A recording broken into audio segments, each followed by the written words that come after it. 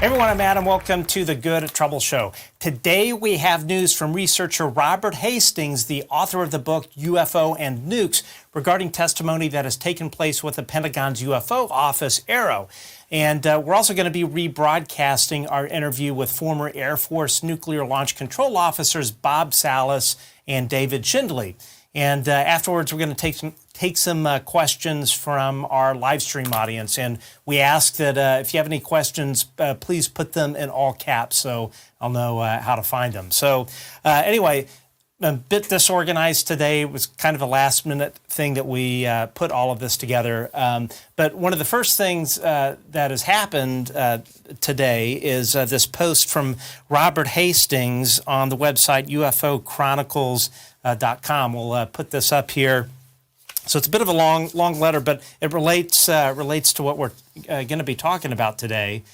And in his post, Robert Hastings says, I was contacted by Sean Kirkpatrick, the director of the newly established UFO investigations group at the Pentagon, the All-Domain Anomaly Resolution Office, AARO, which was recently mandated by Congress. An investigator on Capitol Hill, who I will not identify at his request, had read my book, UFOs and Nukes, Extraordinary Encounters at Nuclear Weapon Sites, and brought it to Kirkpatrick's attention, noting its examination of more than 100 UFO incursions at nuclear weapon sites during the Cold War and beyond, as reported by the military veterans who had witnessed the incidents. Since 1973, I've interviewed 167 of those veterans regarding their experiences. Kirkpatrick asked whether I would be willing to contact the individuals with whom I am in touch to learn whether they should be willing to testify before AARO staffers. I readily agreed to do so and spent a few days reaching out to them. And again, it's a bit of a long read here, but I think it's really important. A telephone conference, continuing on here, a telephone conference was subsequently arranged for January 13th between Kirkpatrick, two of AARO staffers, the congressional investigator, and myself, him being Robert Hastings. I informed the other participants that I had contacted the veterans, mostly former retired U.S. Air Force personnel, and that 11 had agreed to testify before AARO. At that point, I was asked to prioritize the witnesses in terms of their importance. Kirkpatrick explained that his group had already been contacted by many other veterans who wished to testify regarding the other types of UFO-related events, and that it would be a while before AARO could interview all of them. In response, I said that while all of the vets were important, I suggested that Kirkpatrick's staff first contact former U.S. Air Force ICBM launch officer Bob Salas, who had been on duty during an incident at Malmstrom Air Force Base, Montana, on March 24th, 25th, 1967. And he goes on to describe that incident, but we're going to be shortly replaying that interview that we did with Bob Salas, Robert Salas. So we'll skip that part. Robert Hastings goes on to say that the second U.S. Air Force officer who I recommended to AARO as a high-priority interviewee was Dr. Bob Jacobs, who was involved in an amazing incident at Vandenberg Air Force Base, California, on September of 1964. Jacobs had been the officer in charge of a telescopic camera team tasked with filming missile test launches at the base to achieve a side view perspective of the events. The telescope site was actually located roughly 100 miles northwest of Vandenberg Air Force Base, up the California coast on a hilltop on Big Sur. During one such launch, Hastings continues here, on September 15th, the film crew inadvertently captured a UFO on film as it approached and circled the missile's separated dummy warhead, which was flying downrange over the Pacific Ocean. Suddenly, the UFO, a domed disc, directed 4 bright beams of light at the warhead. Seconds after being struck by them, it began tumbling and quickly fell out of suborbit hundreds of miles short of its target. The film of the astonishing incident was soon viewed by Vandenberg's photo interpretation officer, Major Florenz J. Mansman, Lieutenant Jacobs, and 2 CIA officers who confiscated it and classified the incident as top secret. Jacobs finally revealed the event in a magazine article in 1982, after which he received numerous anonymous death threats over the telephone. He noted here, skeptics using demonstrably inaccurate information have unsuccessfully attempted to debunk the case. Let's see, he goes on. Anyway, Jacobs testified about the incident to an Arrow staffer on February 10th, 2023, so that wasn't too terribly long ago. Salas testified about his 1967 experience at Malmstrom Air Force Base on February 15th. And I believe all these testimonies are under oath. Again, they're testifying directly to an official office in the Pentagon. Let's see. He goes on. Hastings continues here. I've been lecturing about the UFO nukes connection at American colleges and universities since 1981. More recently, Lou Elizondo, the former director of the Pentagon's earlier UFO investigations group, the Advanced Aerospace Threat Identification Program, otherwise known as ATIP, has repeatedly publicly referred to UFO-UAP activity at nuclear sites during television and newspaper interviews and podcasts. In one, he said the Pentagon group had utilized UFOs and nukes as a resource and that I had done a fantastic job researching the subject. Additionally, ATIP scientific consultant Dr. Hal Puthoff has also confirmed in interviews a long-standing and widespread pattern of UFO activity at nuclear sites, as has former Deputy Assistant Secretary of Defense for Intelligence Christopher Mellon.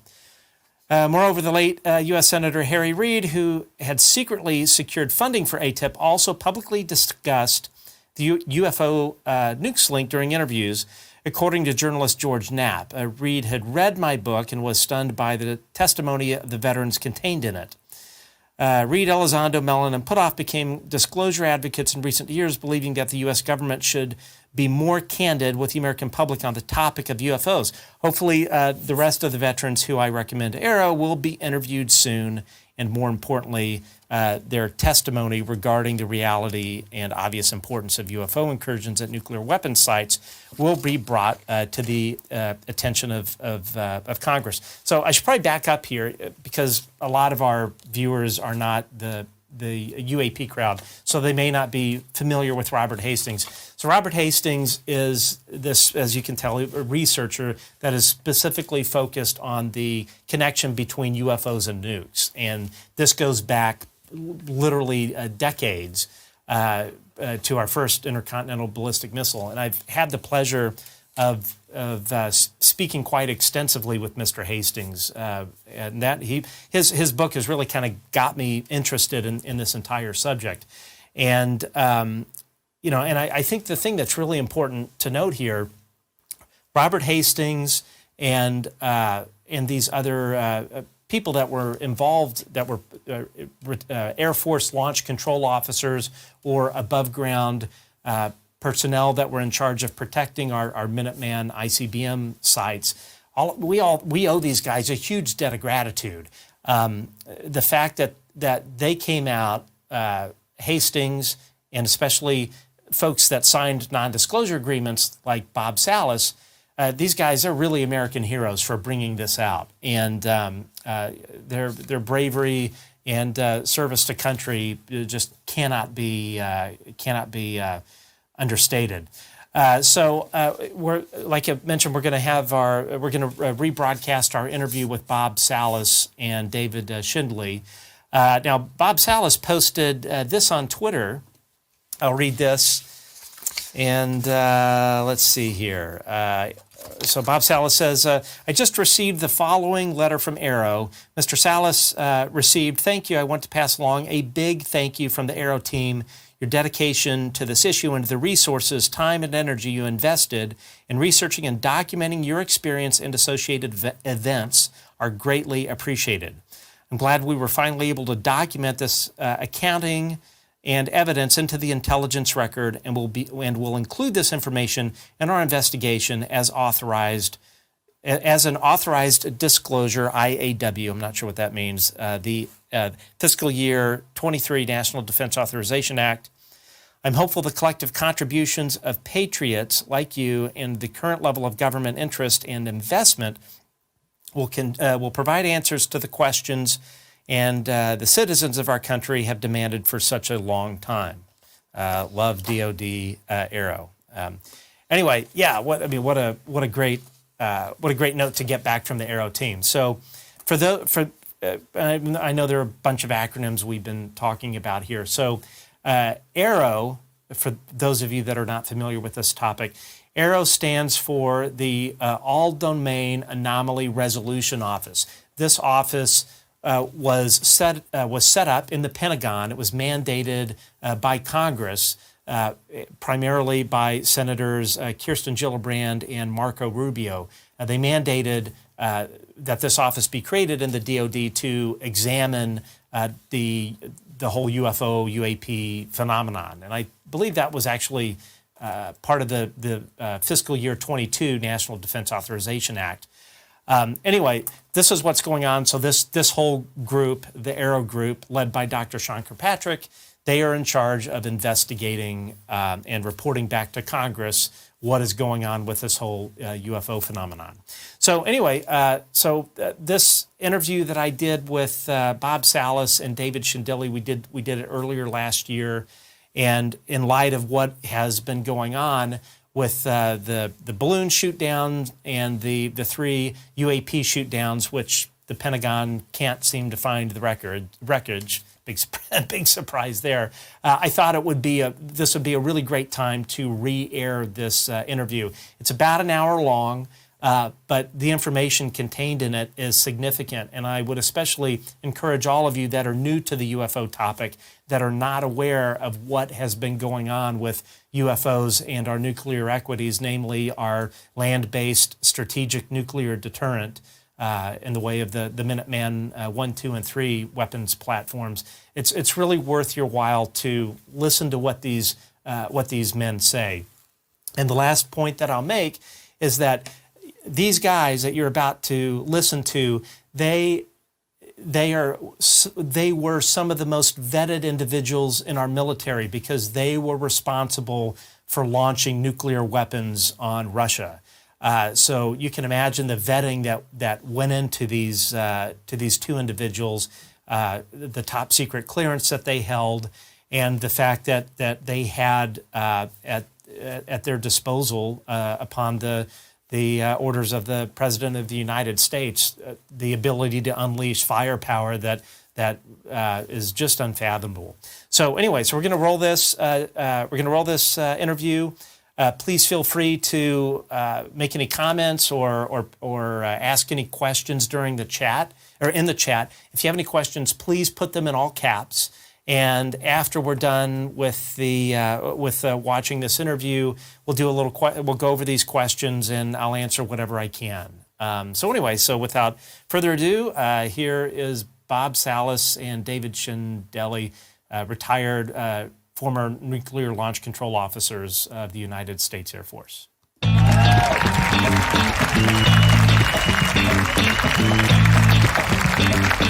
Hey folks, I'm Matt and welcome to the Good Trouble Show. My next 2 guests have important stories that you will want to hear. It's about your national security and what the United States Air Force does not want you to know. I have to also point out that it was the hard work of researcher Robert Hastings who wrote the book UFO and Nukes. This book was widely studied by the government and the UFO task force at the Pentagon. The country owes a debt of gratitude to Robert Hastings and his work. So please welcome retired United States Air Force captains Robert Salas and David Schindele. Gentlemen, thank you for joining us and thank you for your service. Thank you. So you both have very important stories to share with the American public. And so both of you worked as launch control officers for a Minuteman nuclear-tipped ICBMs in the 1960s. So Robert, explain to everyone what exactly is the Minuteman ICBM? Well, it's ICBM stands for Intercontinental Ballistic Missile. So it was part of the strategic defense of the United States. In case we were attacked by nuclear war, the missiles would be launched to respond. missiles were capable of going thousands of miles. They were solid fuel rockets, so they could be launched immediately. They didn't need to be fueled or anything like that. They had an inertial guidance system, and they had nuclear weapons. At the time, I've read in some reports, these are open reports, they had an 800 kiloton bomb. With respect to the Hiroshima and Nagasaki bombs, they were about 20 kilotons. So you can imagine the immense power of these weapons. And there were hundreds of these back in the day, right? Hundreds of these missiles that the United States fielded? Yeah, at Malmstrom Air Force Base, we had 15 launch control facilities, so each had 10 missiles. At any time, we had 150, and that was just the one base. Of course, David was at Minot Air Force Base, so I had, I assume, another 150. Is that right, Dave? It was the same, yes. 15 flights. Yeah. So, David, how exactly are these nuclear missiles controlled? Controlled? Well, in other words, how many people control them? Is it 2 people sit in the ground per missile? How are these missiles managed? Well, let me start really from how the layout is. Each wing at the Air Force Base has 15 launch control centers, situated many miles around the base. My base was 13 miles north of Minot, North Dakota, and these missile flights, the 15 missile flights, or launch control centers, were spread circular around the town many miles away, 30 to 50 and sometimes more miles away. Each launch control center, each flight, controlled 10 missiles. And the launch control facility, which is a facility above ground, contained 6 security guards, a cook, and a site manager. And down below, 60 feet below ground, was a hardened capsule where 2 officers sat at a launch control console or in the launch control center to manage and keep watch over these missiles and the security of them. So that's the way it worked.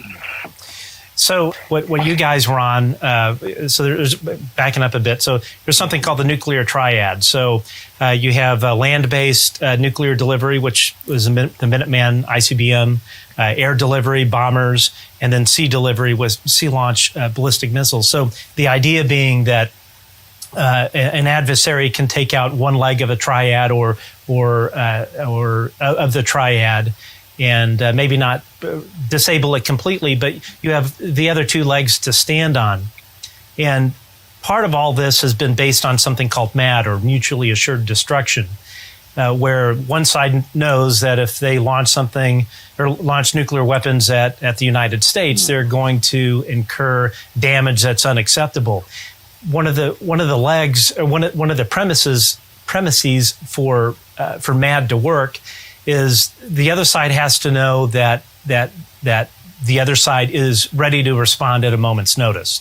So, and we call that nuclear deterrence. Exactly, yeah. So if you have a large section of the United States' nuclear deterrent disabled in a way that we're about to get into, that jeopardizes our national security.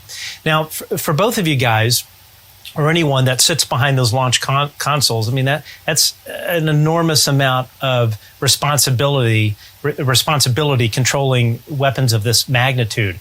So what just so people at home understand, what kind of vetting goes on with someone that is holding your position? What kind of vetting, security checks, and as you know, say for instance, you're a year into the job. Do you do those security checks again? In just kind of a general way, how is all of that handled?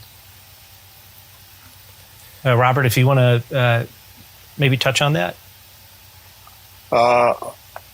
Okay. Well, as far as the vetting goes, yeah, I suppose we were selected based on our records, and of course we did have to qualify to be in the positions we were in. In other words, we had to be tested on our knowledge. We went through pretty extensive training. I forget, at least 6 months, I think, of training at various bases, and we were checked on a regular basis. Dave, you want to add something to that? Yeah, one of the main qualifications is we had to have a security background check, and we all had to obtain our top secret clearances. And so each of us missileers had a top secret clearance. And as Bob said, we were vetted all along the way during our training to make sure that we were stable.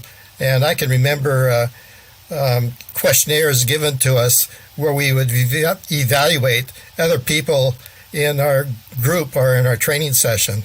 So, we're well looked at.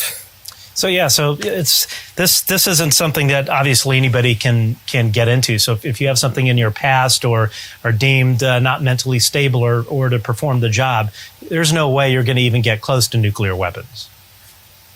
Right. I think that's right. Okay, yeah, that totally makes sense. So Robert, let's jump right into it. Tell us your story, please. Well, real quick, briefly, I was on duty as the missile on a two-man crew at Oscar Flight on March 24th, 1967. My commander, Fred Mywald, was taking a rest break, and like Dave said, we had 6 guards upstairs. And first I got a call from the topside guard that said they were seeing strange lights in the sky, doing very odd maneuvers, high speed, stopping on a dime, reversing course, no engine noise. And he said they were not aircraft, sir. And I even said, you mean like UFOs? Because we had reports in the local newspaper of people seeing strange things in the sky around Great Falls. So I was just joking with him, but I had no real reason to believe these were UFOs other than the fact that he was dead serious about these not being aircraft, and they were flying above the facility. I hung up on him, and then 5 minutes later he calls back, and this time he's very frightened. He says, when I calmed him down, he was able to tell me that he was looking at a red-orange light, approximately 40, 50 feet in diameter, just hovering above the front gate of our facility. He had all the guards out there with their weapons drawn. He wanted me to tell him what to do next. This time I took him very seriously. He sounded very frightened. And I said, make sure nothing enters the secured facility. So he hung up the phone. I went to tell my commander, who was taking a rest break, about these calls. And all of a sudden we both hear these klaxons, actually bells and klaxons, whistles, whatever, going off. We look over at our control board, and all our missiles are going into a no-go condition, unlaunchable. So, as a result, we go through our procedures. We lost all 10 missiles. We go through our procedures. He calls command post, and I call upstairs because we had 2 of the sites had incursion lights, or lights that showed there was something trying to enter 2 of the launch facilities. And I had to ask them, well, was that object still there? And now it just flown off.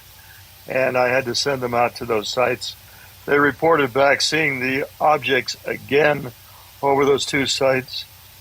My commander then, after this phone call to the command post, turns to me and says, the same thing happened at another flight.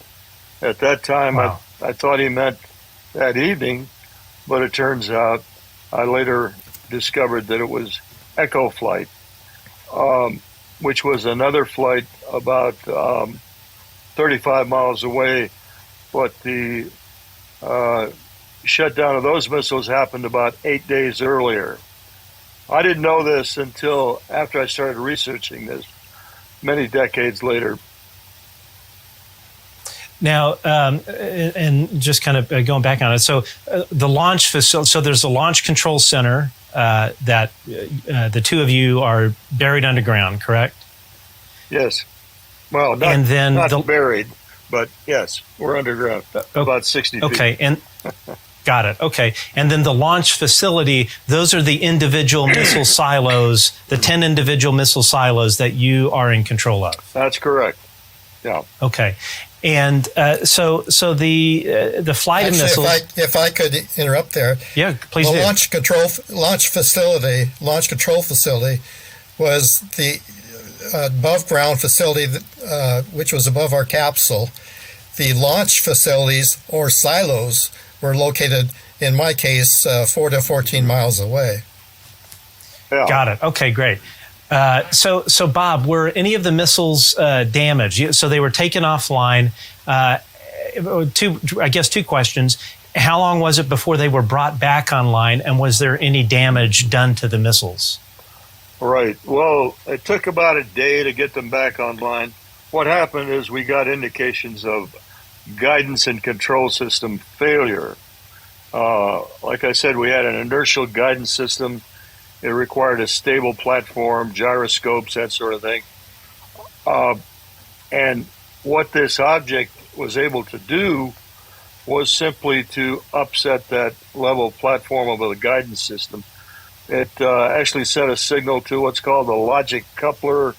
It's part of the equipment that's used to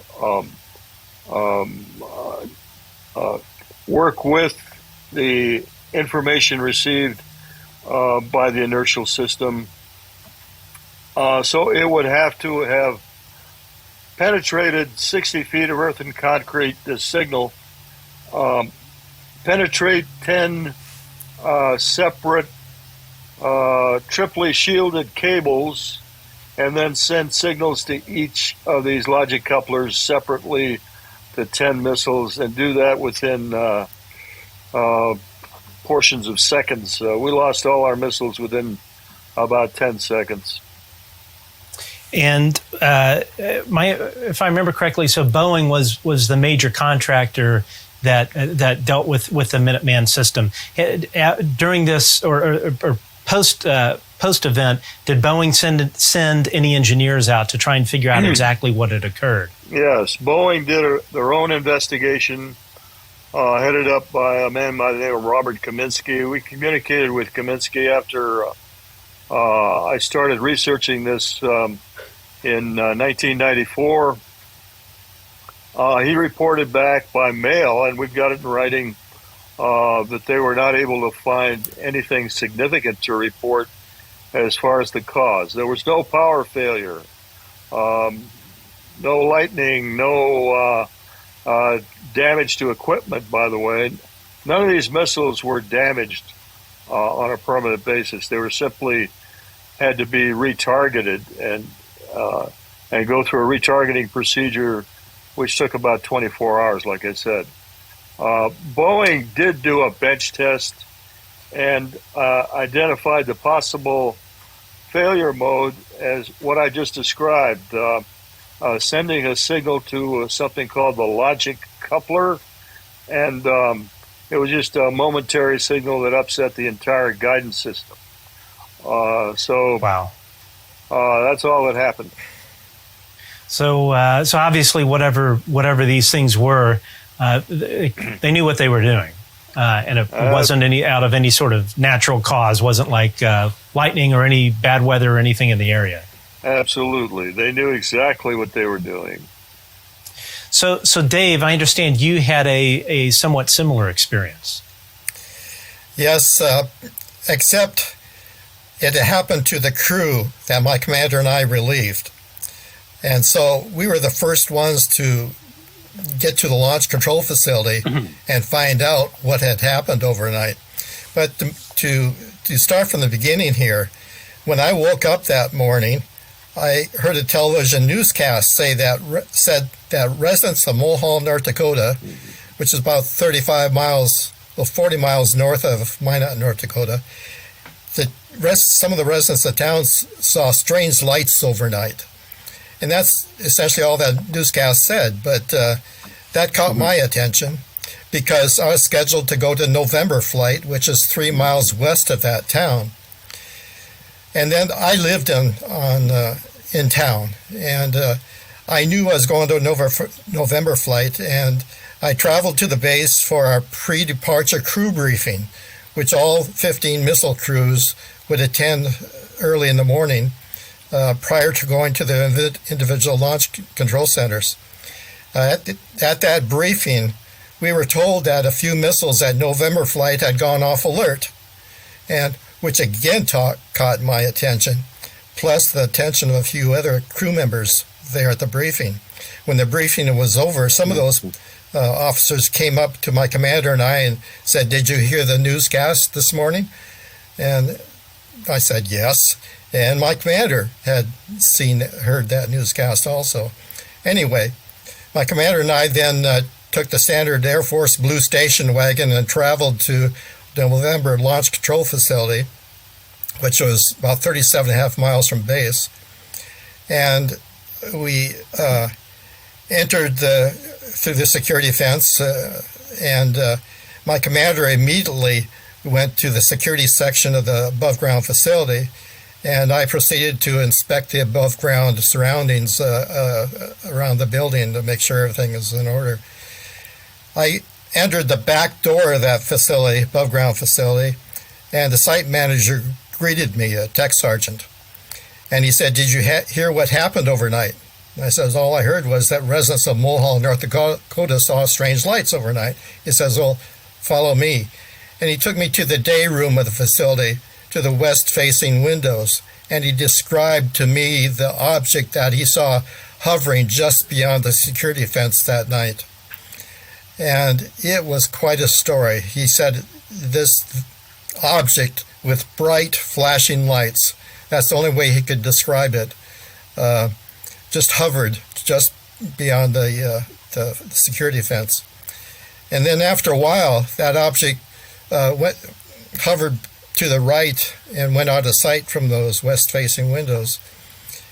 And the object then came toward the main gate, just behind the main gate, where it was visible by the security guards in the security section of the facility. In the meantime, the site manager would continue to tell me about the object, and some security guards and other people there at the facility joined him in telling me what had happened. And you could tell by the emotion on their faces and in their voices that it was a very frightening experience. In fact, none of them wanted to go out and face this thing, whatever it was. And then I joined my commander in the security section, and we were handed our .38 revolvers that we carried with us. And we proceeded down the elevator 60 feet below ground to where we had to open a couple blast doors to get into the capsule. The blast door to the capsule was open for us, and we walked in. My commander and I immediately looked at the launch control console located at the far end of the capsule. And the console showed all red lights across the board. All missiles were off alert and unlaunchable. And so we went ahead with crew changeover to relieve that crew, and then they told us the story of what happened, and it was just amazing. My commander and I would, what's going on here? Sure. And we and the other crew discussed the possibilities from what the guards topside were telling us, and from what happened we could see on the launch control console. And we thought, it must have been an EMF pulse of some sort. What else could send a signal to those missiles? But that signal, when we thought about it, had to be a special signal of some kind to affect those missiles the way it did. Because like Bob, we all had guidance and control system malfunction for every one of the missiles. We were able to query those missiles. You press a button for each missile, and it'd come back and talk to us what was wrong with the missile. And the primary thing that stood out was the guidance and control system malfunction. What is an EMF pulse? Can you explain that, Bob? Electromagnetic pulse is a just what it sounds. It's I really can't explain it exactly, but it's more like a power pulse that affects electronic equipment. Nuclear weapons, when they're exploded, give off an EMP or electromagnetic pulse. Okay, and going back, so what did the guards describe exactly how big this object was that was floating above the facility? For me, the site manager said there was bright flashing lights out there, and he held out his arms to indicate to me how wide this thing was looking out the windows. And from those, the way he held his arms and the distance beyond the fence, I figured it was about 100 feet or a little bit more away. Wow. And maybe 80 to 100 feet wide. It was my best guess. Yeah, let me just add, in my case, what the guard was telling me, there was a very bright light. He was having trouble seeing an object inside the light, but he did eventually was able to focus on a solid object inside this bright light, and that's what he described to me as about 50 feet long. And was it shaped like a disc or a cigar? It was oval shaped. He said oval shaped. Okay, so fast forwarding. So I would imagine, Robert, there was a debriefing process that you had to go through following it with your base commander or someone like that, correct? Squadron commander in this case. We were as soon as we landed, we were helicoptered back to the base because it was about 100 miles out. As soon as we landed, we were ordered to see our squadron commander. We went to his office, and in his office was the squadron commander and a man from the Office of Special Investigations, AFOSI. We started to tell them what happened, but neither one of them, I guess they had both been briefed because they didn't seem to want to know the details. They really wanted us to sign this non-disclosure statement. Okay. Which I objected to at first because we were already cleared above top secret. But no, we had to sign this particular document because it referred to this particular incident, and so we both signed. We both signed a non-disclosure statement stating we would never talk to anyone ever about the incident or we would suffer some very severe penalties. So when you signed this non-disclosure agreement, were you allowed to talk about it with other missileers? Like, how specific was it? We were not allowed to speak with anyone about it, including our spouses, family, missileers, no one in the Air Force. And one of the reasons for this is because the Air Force was the Condon investigation was ongoing at the time, and I'm sure the Air Force did not want the Condon investigators to know this had happened. I'm certain of it because. Go ahead.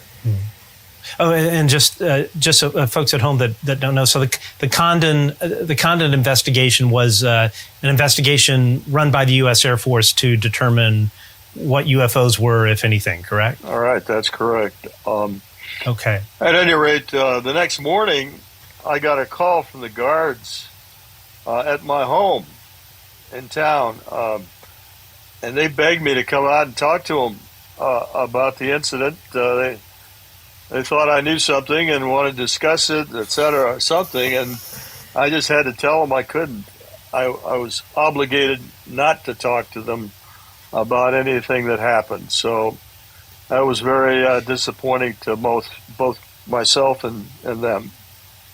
I would imagine, especially something like that that's just completely unlike anything that you would ever experience. I just can't even imagine what that must have been like to have this thing happen to you and not be able to speak about it. So Dave, what was your sort of debriefing process like?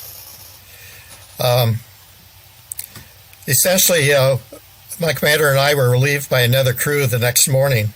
There's crew changer every morning, and when we took the elevator topside and reached the top, the security center topside, I attempted to question the flight security controller who was on duty the night this thing happened, the night before. And I wanted to question him and talk to him in person about what he really saw. And he said, "I'm sorry, sir, but I can't, I've been ordered not to talk about this." And then my commander turns toward me and says, "Oh, I forgot to tell you, while you're in rest break below ground, I got a call from the Office of Special Investigations, and they told me, as far as you're concerned, it never happened," which applies to both of us. And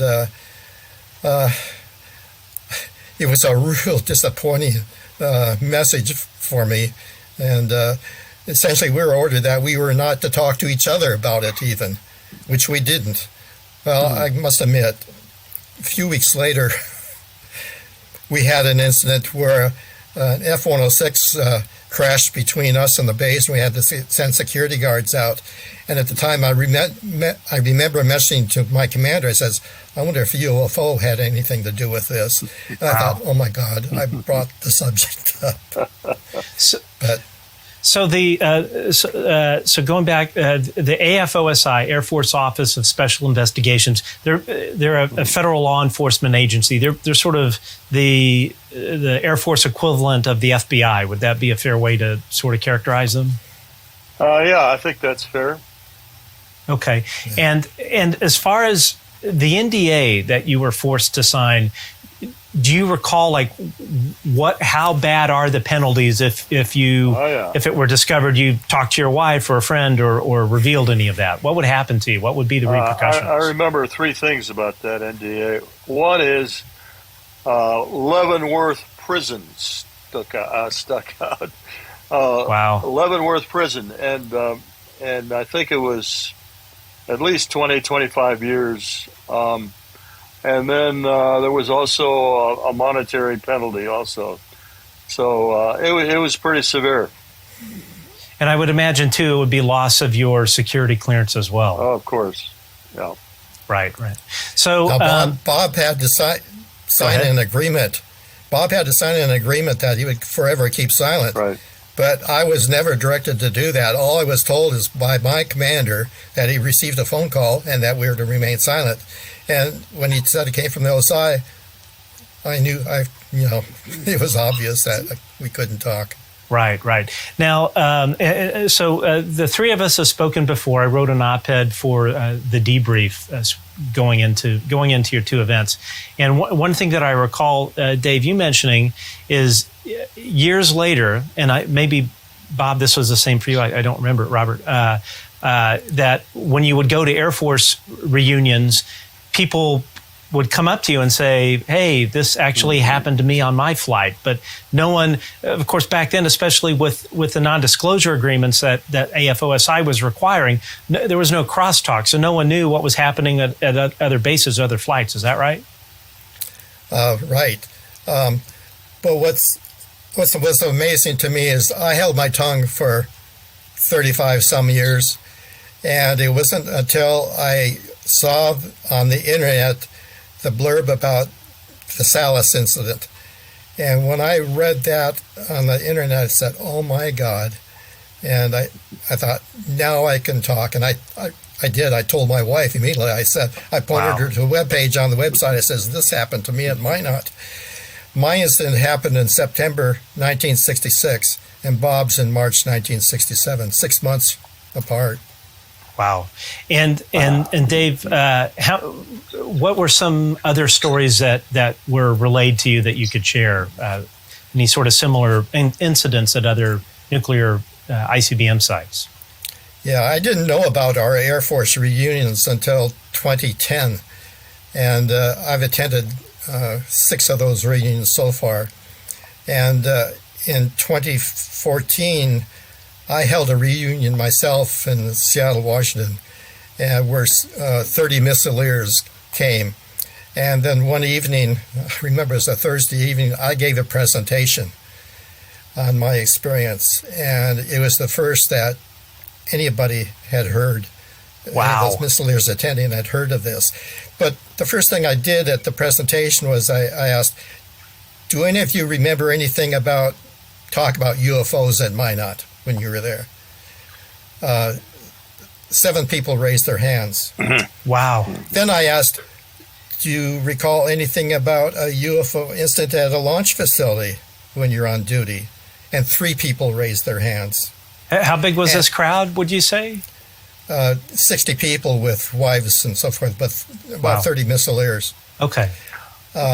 So it opened my eyes a bit, especially when one of them said, all my missiles went off alert. And that was the crew commander that I relieved, my commander and I relieved. And so that guy is still alive, but he avoids me. He will not talk to me. He will not come out. Okay. Do you think? Go ahead. Go ahead, I'm Robert. sorry. I just want to add a couple of things.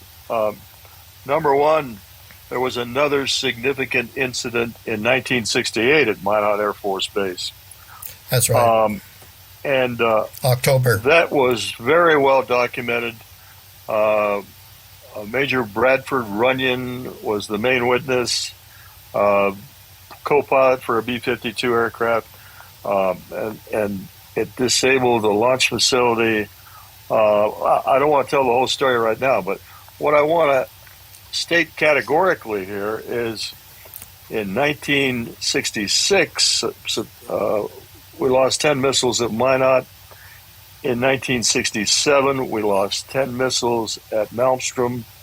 And then in 1968, another at least one more missile at Minot again. So, I think it was Oscar flight. Within the span of those 3 years, we had UFO incidents, shut down at least 30 missiles. Unbelievable. To demonstrate that they...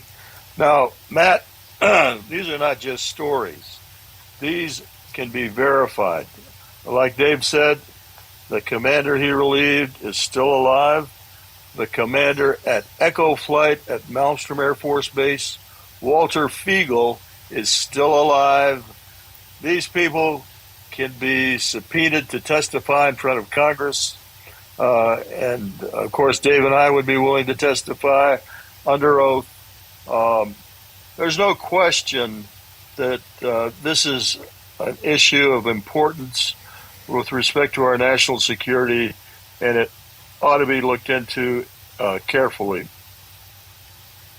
I think what folks at home that may not necessarily be following the UFO topic is that Congress is wildly aware of what has been going on, and moreover, the cover-up that the Pentagon, in particular the Air Force and the Air Force Office of Special Investigation, this cover-up that's been going on for decades. And one piece of proposed legislation that I believe is in either the Senate version of the Intelligence Authorization Act, I think that's what it's called, or the National Defense Authorization Act, is whistleblower protection. And part of what this proposed law, which will hopefully, or proposed legislation that will hopefully go into law in October when President Biden would sign it, is it would allow people like yourselves, and other Air Force personnel, and actually in other areas of our defense establishment, including contractors, it would relieve them of their non-disclosure agreement and allow them to go and testify in a classified setting in a SCIF or whatnot, or in front of Congress, I would imagine, in a SCIF as well, without any sort of legal repercussion or career repercussion. It would allow people. Now, obviously, you're out with it now, but as you mentioned, there are lots of folks that are still alive that were part of these incidents where unidentified flying objects disabled our large swaths of our nuclear deterrent. And it would allow these folks to go in and tell Congress about that. Because as much as I know that there are members of Congress that are aware of these incidents, I really don't think that these lawmakers fully understand the story. And when you're relating these stories and you're relating the emotion and the emotion that you saw on people's faces, above ground security personnel, I mean, that's significant. And we know that this was fairly widespread. It could certainly be widespread now. I haven't been able to find anything on it, but I would be very surprised if this were not still going on to some extent today. So it's important for any lawmakers that are listening here that elements of that legislation, they must pass, because without that, the Air Force and in particular the AFOSI, they're going to be able to continue to have their thumbs down on these people, and it's just a no-brainer. It's about our national security, and Congress needs to know about it, and the American people need to know about it. So just kind of rewinding a bit, this happened years ago, and both of you have had lots of time to kind of think about it. What do you think these were? Do you think, posing this question to both of you, do you think these were from another civilization? Obviously, they're much more advanced than us. Or do you think they are ultra-terrestrial and they are here and they just maybe live in another dimension? What are your personal opinions about that? Dave, you want to go? Yeah. I really hate to speculate, but it is speculation. So many people have come up to me and saying, there's got to be life out there, other places, universe. It's just, the odds are totally in favor of it. And of course, the scientists all say that also. But I've been amazed at the number, since I came out, I've been amazed at the number of people have come up to me and wanting to tell me their stories. And every other day, I hear another story, including some from abductees. And I've attended some UFO conferences where people recognize me and come up and want to tell me their story. And that has really opened my eyes that, hey, it's out there. I mean, if you haven't had an experience, you probably know somebody who's had one, or you've talked to somebody who's had one. So, Robert, what do you think? There's no question in my mind that these are extraterrestrial craft being controlled by extraterrestrial beings. There's no way what they did to our missiles, any of our equipment could have done, either then or now, in my opinion. And I'm sure that once the investigations get going here in earnest, that not only Congress but the American public, the world public, is going to realize that is the truth.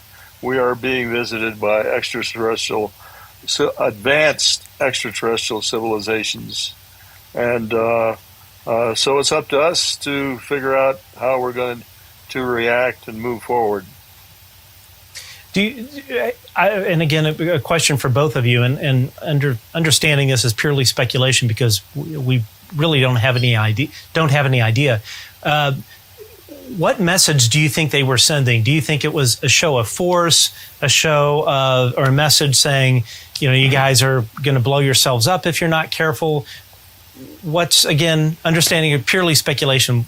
Robert, what do you think? Well, like I said, they did not do any significant damage or any damage that I know of to our equipment, to the missiles themselves or the weapons. And I think they could have if they wanted to. It was not, I think, what was going on in our case, and in many other cases all over the world, by the way, where objects were seen near nuclear facilities, they were just sending us a message, and the message for me is very clear. We need to get rid of our nuclear weapons. This so-called nuclear deterrence does not work on the long term because more and more countries will want nuclear weapons. We see that already in North Korea and Iran and other places. Eventually, these weapons will be used. They've been threatened to be used by Russia already in the Ukrainian war, and so we need to work hard now to get the world together and work together to abolish nuclear weapons. And I think that was their message. Dave, what do you think? I agree with Bob. These objects have demonstrated a technology that way beyond anything mankind can create. The physics out there is just out there, way out there. Our physicists don't know half of any of this. So, coming from outer space someplace, where else would it come from? I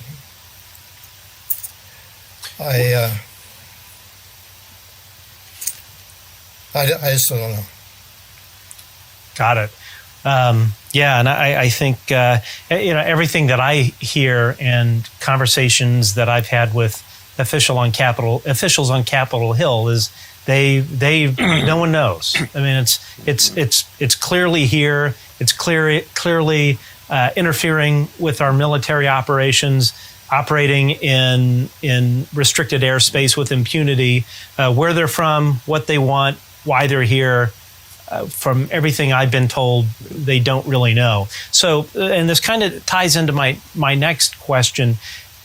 Clearly, there has been a cover-up that the government, and I don't know if it's the government writ large or the Pentagon or the intelligence community, Air Force, or a conglomeration of all of it, a cover-up to keep people like yourselves silent, so the general public and lawmakers are not aware of the national security implications that these things have had.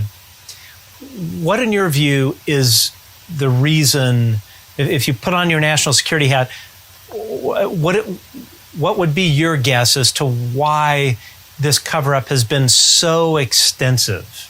And is it just fear? What are your thoughts on that? Two words: power and greed. The secrets they have probably gleaned from recovered craft.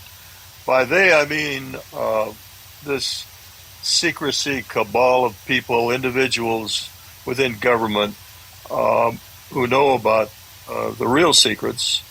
They have gleaned from recovered craft and other intelligences they got from other witnesses, etc., have probably been used to develop weapon systems or some advanced technologies. And this is very valuable, obviously, can be converted to different products. The power lies with the knowledge that they have these, they can use this information as bartering tools, I guess, with other countries. It is an international conspiracy, by the way. I hate to use that word, but it really is a conspiratorial effort that's going on by different agencies throughout the world. And by the way, this all started at Roswell, the secrecy stuff. Yeah. Roswell really did happen, and that's when everybody involved with that was clamped down to keep the secret. That secret has been maintained through generations, and the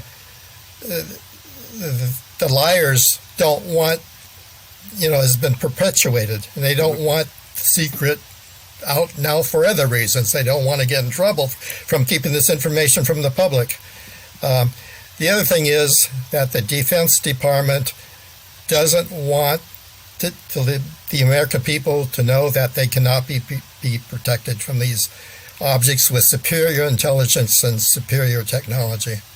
But these things have been evasive, elusive, and haven't really hurt anybody, except there have been a few Air Force, Navy pilots who've met their fate because of these. Yeah, speaking of Roswell, part of this proposed legislation that Congress has put forth that will hopefully be signed into law mandates the General Accounting Office go back and examine any sort of disinformation campaign, cover-up, beginning in 1947, which is when Roswell occurred. So clearly, Congress believes that there is a there. I know Representative Tim Burchett in a recent interview, he's a Republican from Tennessee, has spoken about that he truly thinks that there are recovered craft. And not just Roswell.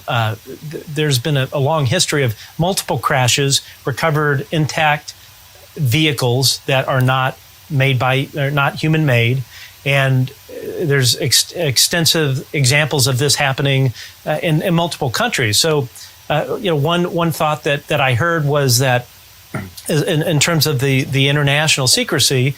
And would be curious what you guys think about this is, let's say that Russia has a craft and they've figured out items 1, 2, and 3 about them, but they haven't figured out item number 4. The United States has a craft, and we've figured out we've figured out number 4, but maybe another missing element of it. So if you're a country and you both possess these materials, I would think the last thing you would want to do is come out and say, oh yeah, I figured out X, Y, and Z, but Russia hasn't figured out Z, and now all of a sudden they go, oh, they figured that out, so now they have the full piece of the pie. What do you guys think of that? Absolutely. I think that the way you describe it follows my thinking exactly. Not only do they share information about the objects and the technology, but they use these secrets as, like I said, bartering chips for other information that they'd like to know from the other side. Maybe it's not even related to the UFO question. But yeah, this is going on, I believe, worldwide. Dave, what do you think? Well, I think the American public is ready to learn the truth. In fact, they've been ready for this for decades. This stuff has been going on for so long. The American public now is not just suspicious. They know this stuff is real. So I'm sure that there's great concern within the government, be it the Pentagon, executive branch, whatever, that if they come out and just flat out say there is a non-human intelligence that has been interacting with us for decades, if not thousands of years, that the revelation of that would cause mass panic within the public. If they come out and say they're technologically superior to us, we can't control them, we can't control our skies, we have no military countermeasures for this, what would be your message to those people in power that feel that this is not something that the American public can handle? Can I try? Please. Well, for example, in the Catholic Church, I know the Pope is very interested in this subject. He's already issued statements to the effect that they recognize that we are not alone in the universe, and we're all children of God. So I don't think the religious issue would be a major issue. As far as panic, like Dave said, this is something the public in general, worldwide, is well aware of, and has been for a long time. They just want their governments to come clean and tell the truth. I seriously don't think there would be any panic about any disclosures. I'm with you on all of that. The reality of it is undeniable. The Office of the Director of National Intelligence in their UAP report stated that these things are happening. These are craft. They're probably a small amount could be attributed to natural phenomena or man-made objects, but I believe it was in the UFO hearing that occurred in the House of Representatives in the I'm blanking on the name of it, House Intel Committee. The two folks from the Pentagon stated that there were something like 18 documented near misses of naval aircraft that have encountered these things.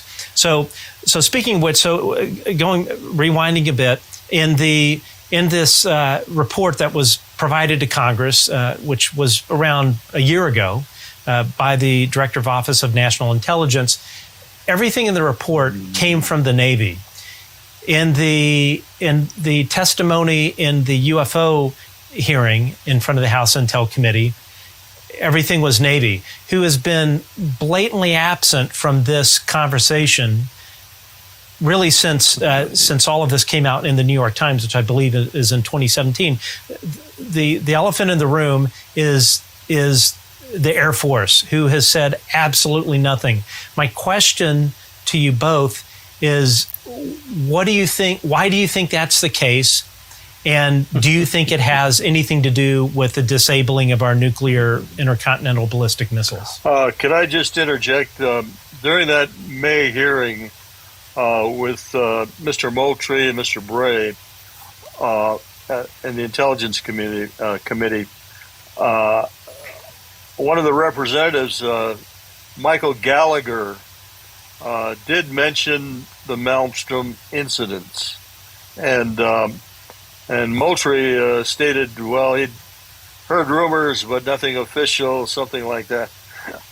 And Gallagher followed up and asked him if he would look into it, and he agreed to do that. So I'm hoping that neither one of those two gentlemen will forget that, and there will be more discussion about that one. Anyway. The big question is, when is the Air Force going to come out and start talking? Right. The last comment they ever made on this was that UFOs do not exist and pose no threat to national security.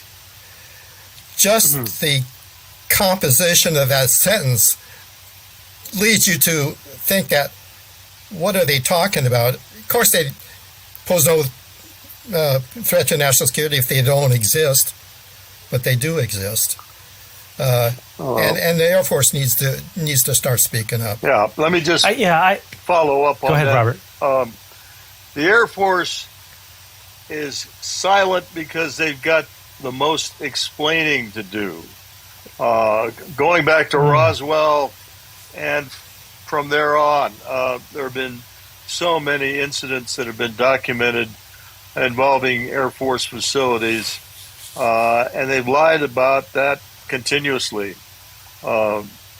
Just outright lied. So they've got a lot of explaining to do, and that's probably why they're silent right now until they're forced to explain. So if called upon, both of you would fly to Washington, D.C. and testify in front of Congress, correct? In a heartbeat.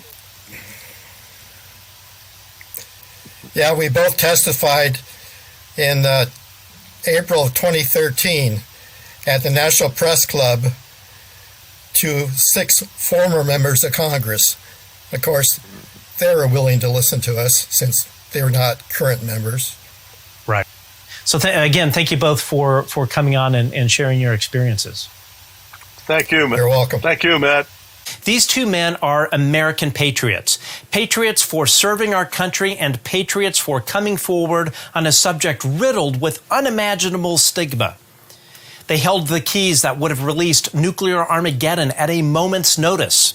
The United States Air Force has been absent in the recent developments on UFOs.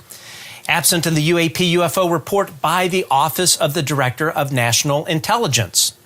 Absent during the UFO hearings in Congress. The Air Force has been AWOL on this subject.